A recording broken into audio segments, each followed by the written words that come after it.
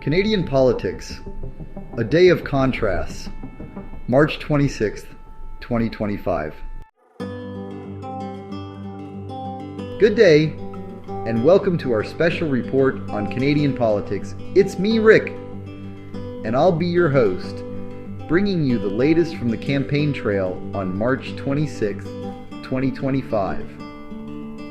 Today, we'll dive into the contrasting visions of Canada's political leaders as they respond to U.S. President Donald Trump's announcement of a 25% tariff on auto imports. Mark Carney, the Liberal leader, kicked off his day in Windsor, Ontario, near the Ambassador Bridge. Here, he unveiled a $2 billion fund aimed at strengthening Canada's auto sector, promising to build more car parts domestically to insulate Canada from Trump's trade threats. Later, Carney made a brief stop in London, Ontario, touring a plastic manufacturing plant. However, he notably avoided engaging with reporters, raising questions about his transparency. Carney capped off his day with an evening rally at Benjamin's Conference Centre in Kitchener-Waterloo, where 1,650 attendees packed the venue with another 150 waiting outside. While Carney's policy announcements resonated with some, critics pointed out inconsistencies between his book Values and his past role at Brookfield Asset Management. His introduction of vague green credits and complex regulatory plans have also sparked concerns about potential government overreach. Jagmeet Singh, the NDP leader, began his day at the Sackville Hill Seniors Recreation Centre in Hamilton, Ontario.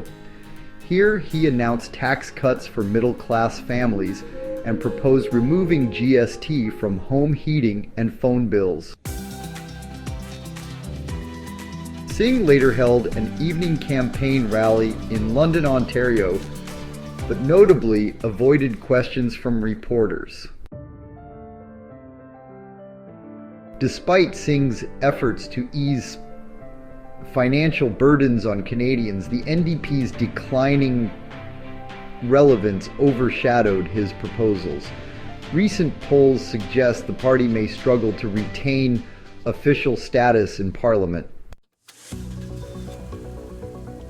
Adding to Singh's many challenges, his luxury lifestyle, including driving a Maserati and wearing Rolex watches, has undermined his credibility as a champion of the working class. Pierre Poilievre, the Conservative leader, held a media availability in Montmagny, Quebec, where he fielded questions about Trump's tariffs. Later, Pierre headlined an evening rally in Quebec City that drew significant crowds. Pierre's common sense approach, emphasizing lower taxes, reduced bureaucracy, and provincial autonomy, has resonated strongly with voters frustrated by government overreach. Unlike Carney's complex regulatory vision, Pierre offers straightforward solutions that appeal to Canadians seeking efficiency and affordability. However, questions remain about whether he can expand his support base in Quebec beyond traditional conservative strongholds. Yves-François Blanchet of the Bloc Québécois held a morning press conference in Montreal, outlining his opposition to Trump's tariffs and questioning Carney's bravery. Later, he met with local candidates in Sainte-Thérèse. Blanchet's unwavering focus on Quebec-centric issues highlights the Bloc's divisive approach, potentially limiting their national influence. Alberta Premier Danielle Smith spent Wednesday defending her controversial plan to attend a fundraiser in Florida, hosted by conservative media personality Ben Shapiro.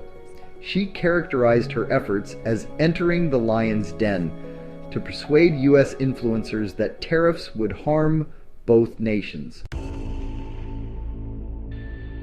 While Smith argues her diplomatic efforts are necessary to protect Alberta's economy, critics accuse her of using taxpayer money for partisan purposes while ignoring domestic concerns.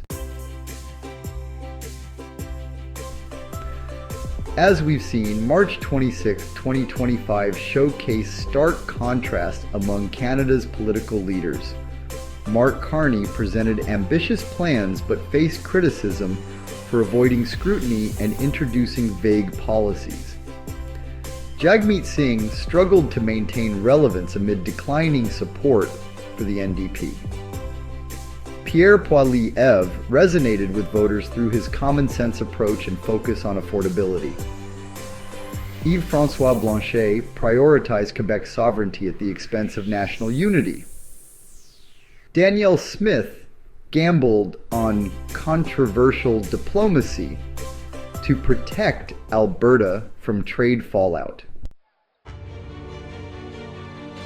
As Canadians prepare for Election Day on April 28th, they must weigh these leaders' actions against their promises and decide which vision aligns best with their values and aspirations for the nation.